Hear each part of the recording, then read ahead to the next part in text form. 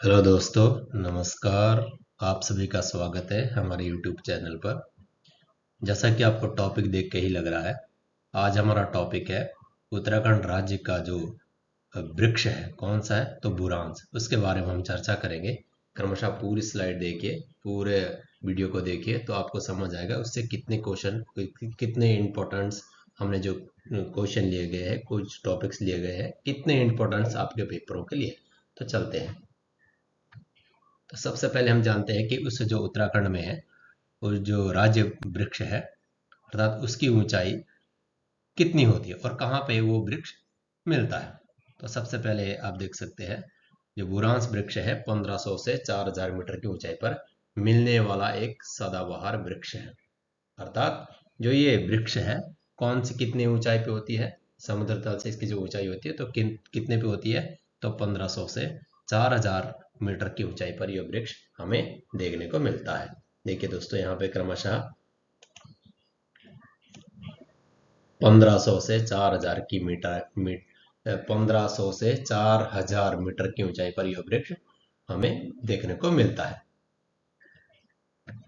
दूसरा है, इसका प्राचीन नाम क्या है। इस तरह से आपके प्रश्नों में, क्वेश्चन पेपरों में इस तरह से प्रश्न पूछे जा सकते हैं।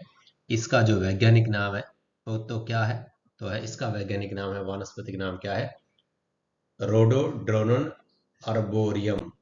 अर्थात ये इसका, इस वृक्ष का क्या नाम है, तो ये वैज्ञानिक नाम है। तो कौन सा नाम है, रोडोडेंड्रोन अर्बोरियम। इस वृक्ष का वानस्पतिक नाम क्या है, तो ये बताया गया, आप देख सकते हैं क्रमशः। फिर नेक्स्ट है बुरांश किस कुल का वृक्ष है, ये भी आपके पेपरों में पूछ सकता है। बुरांश जो वृक्ष है वो कौन से कुल का है, तो यहाँ पे आप देख सकते हैं एरिकेसई कुल का वृक्ष है। अर्थात बुरांश जो वृक्ष है वो किस कुल का वृक्ष है, तो आप देख सकते हैं हमें क्रमशः एरिकेसई कुल का ये वृक्ष है।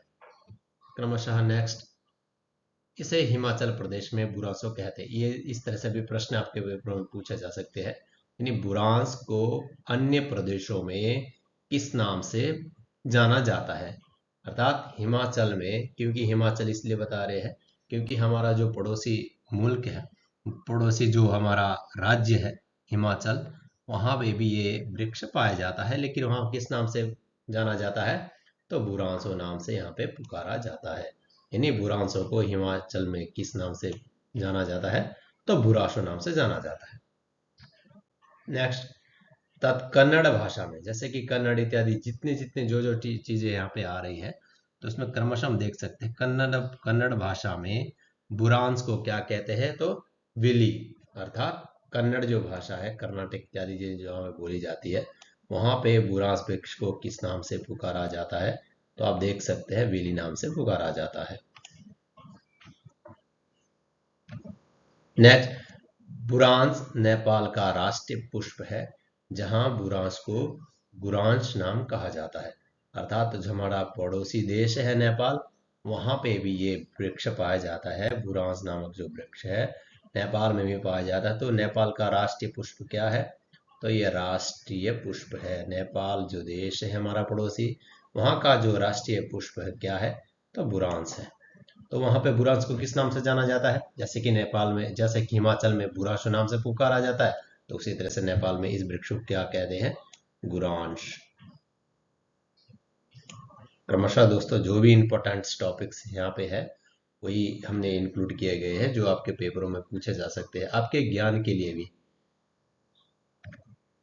दूसरा है बुरांश जो हिमाचल प्रदेश और नागालैंड का भी राज्य पुष्प है।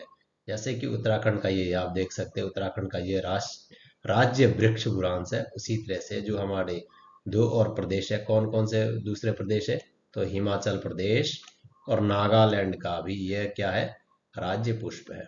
अर्थात ये सीधा सीधा सा प्रश्न आपके पेपरों में बन सकता है कि किस उत्तराखंड के अलावा किस राज्य का राज्य वृक्ष बुरांश है, तो हम सीधा सीधा सा यहाँ पे लिख सकते हैं हिमाचल प्रदेश एवं नागालैंड का भी कि क्या है, राज्य वृक्ष है। किसका है, नागालैंड का। और हिमाचल में इस बुरांश वृक्ष को किस नाम से पुकारा जाता है, तो आप देख सकते हैं बुरांश। और नेपाल देश में इसको किस नाम से पुकारा जाता है, तो गुरांस नाम से पुकारा जाता है।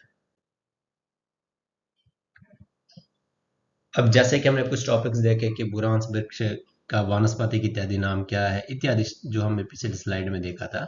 अब इस स्लाइड में हम देखते हैं इस बुरांस वृक्ष की जो विशेषता है वो क्या है, क्यों इतना ये पॉपुलर है, क्यों उत्तराखंड राज्य ने इसको अपना राज्य पुष्प माना, राज्य वृक्ष माना, है ना। तो क्रमशः चलते हैं उस वृक्ष की विशेषता क्या है।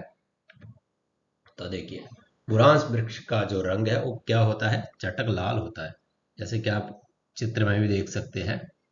तो क्रमशः बुरांस जो वृक्ष का जो रंग है वो कैसा हो, चटक लाल होता है, चटक पूरी तरह से लाल होता है। यहाँ देखिए क्रमशः एवं सफेद जो रंग के बुरांस है वो, जैसे कि बुरांस वृक्ष कहाँ पे पाया जाता है, आगे पिछले स्लाइड में हमने देखा था, तो वहाँ वो चटक लाल पाया जाता है। अगर सफेद बुरांस वृक्ष को देखना है तो वो 1100 फीट की ऊंचाई पर पाए जाते हैं। जो सफेद रंग के बुरांस वृक्ष है कितनी फीट की ऊंचाई पर पाए जाते हैं दोस्तों, तो 1100 फीट की ऊंचाई पर ये वृक्ष पाए जाते हैं। ये चटक लाल है वो आगे हम इसके विषय में चर्चा कर चुके हैं। क्रमशः नेक्स्ट, तो बुरांस वृक्ष के फूलों का खिलने का समय कब है, तो हम देखते हैं जो बुरांस वृक्ष है इसका जो फूल, यानी इस वृक्ष में फूल कब आता है, फूलने का समय मतलब कि इसमें इस वृक्ष में फूल किस समय खिलता है, यानी जो फूल हमें देखने को मिलता है इस वृक्ष में वो फरवरी से अप्रैल तक, यानी इन 2 महीनों में ही ये जो वृक्ष में जो लगता है, कौन सा फूल लगता है, तो बुरांस का पुष्प जो लगता है हमारा, वो कौन से महीने में हमें देखने को मिलता है, फरवरी से अप्रैल महीने तक।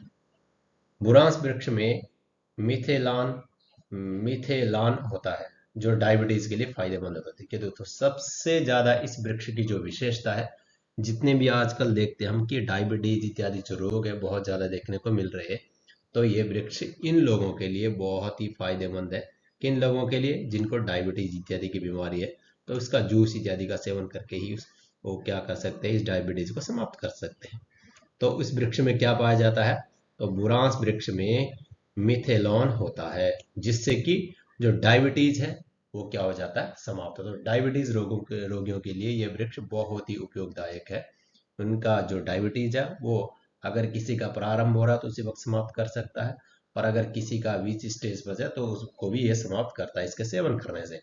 तो इस वृक्ष की सबसे बड़ी जो विशेषता है वो इस एक मुख्य जो आजकल प्रचलित जो सबसे ज्यादा रोग हमें देखने को मिलता है डायबिटीज, उसमें के लिए बहुत ही फायदेमंद ये वृक्ष होता है। कौन सा वृक्ष होता है, तो बुरांस वृक्ष है।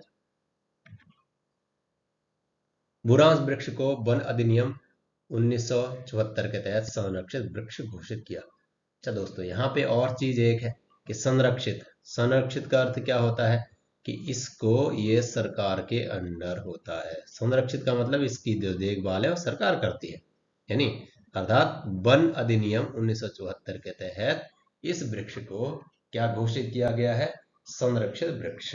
तो संरक्षित का मतलब इसकी रक्षा करना सभी लोगों का कर्तव्य है। प्रायः ये राज्य पुष्प होने से सरकार इस पे ज्यादा एक्शन करती है अगर कोई इसको इस तरह से क्षतिग्रस्त इत्यादि करता है। तो आज के लिए दोस्तों इतना, फिर मिलते हैं नेक्स्ट वीडियो में, तब तक के लिए धन्यवाद, नमस्कार।